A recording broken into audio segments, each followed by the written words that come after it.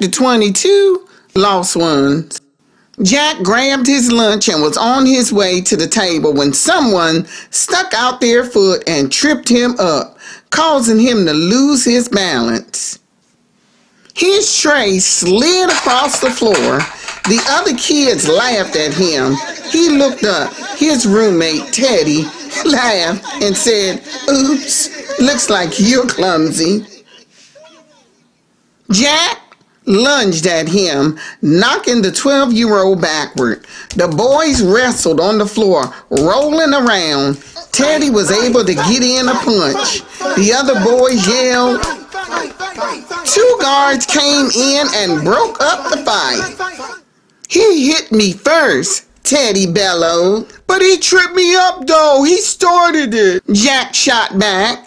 Jack ended up with a gash on his forehead right above his left eyebrow and was taken to the nurse to fix up the wound. "Why were you fighting, Jack?" the nurse asked. "See, he tripped me up and he made me drop my tray of lunch." "Well, the next time tell someone, okay?" "Lady, I'm from the west side. We don't tell.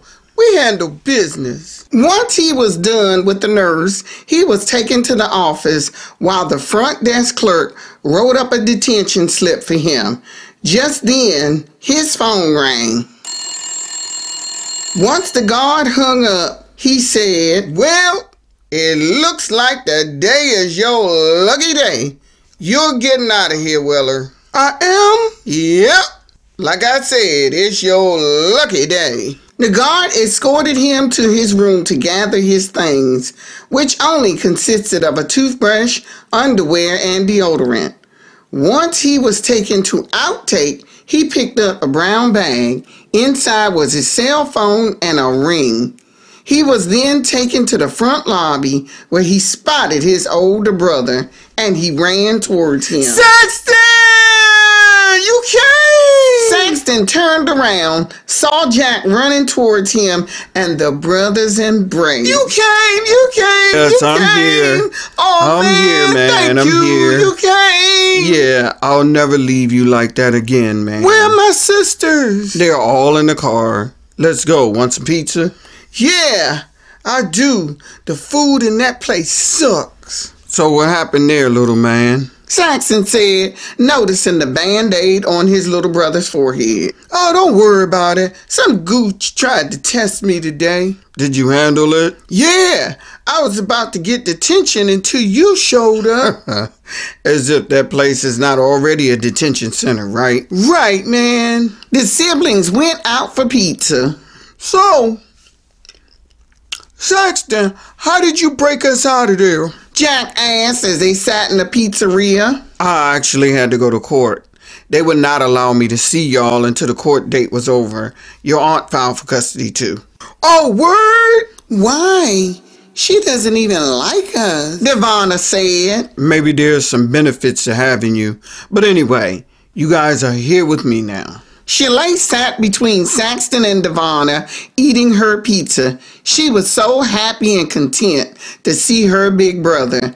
After leaving the pizza place, they headed to his job, where he needed to pick up some documents. The children followed him up to his office. You guys are gonna have to be quiet, okay? Yes. He went into his office. Oscar happened to spot him and them children and headed into his suite, closing the door behind him. "So let me get this straight.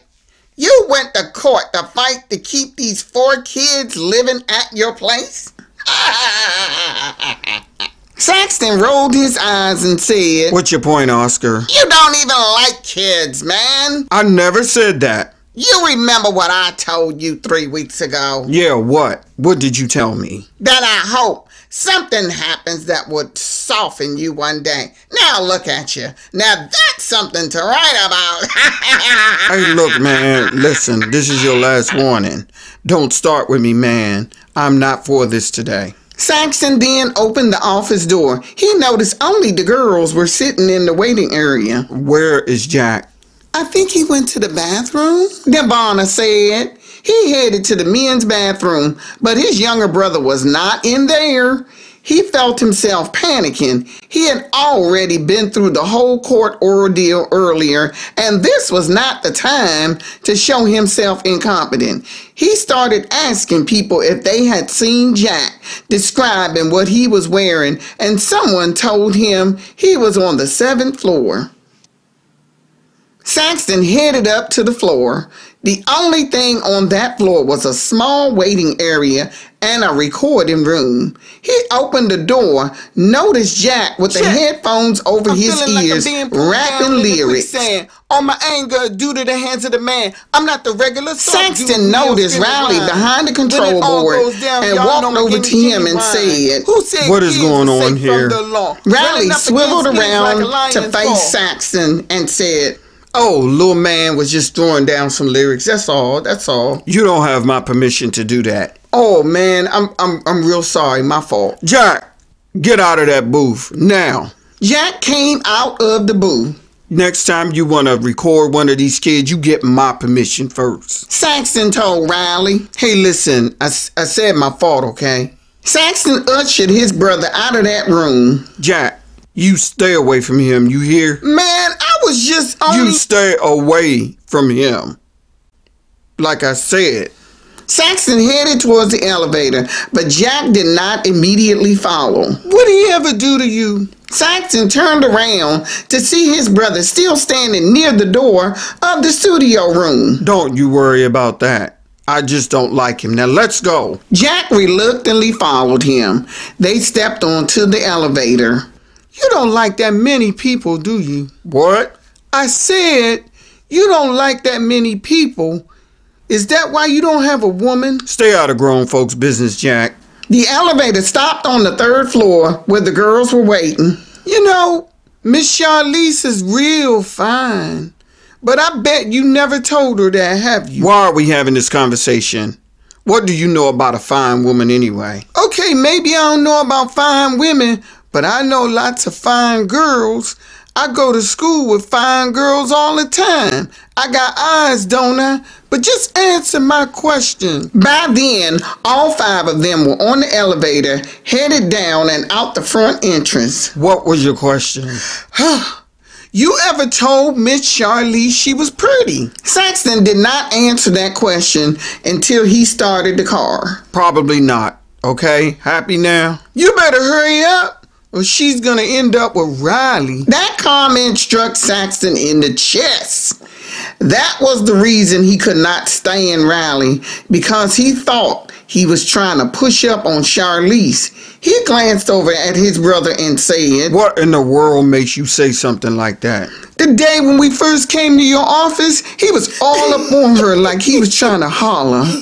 Nirvana laughed. Saxton had to steer this conversation elsewhere. I gotta get you guys home. Nina has already fixed your dinner. Get in the tub. And how about we take a spin in the Ferrari, me and you, Jack? Ooh, cool.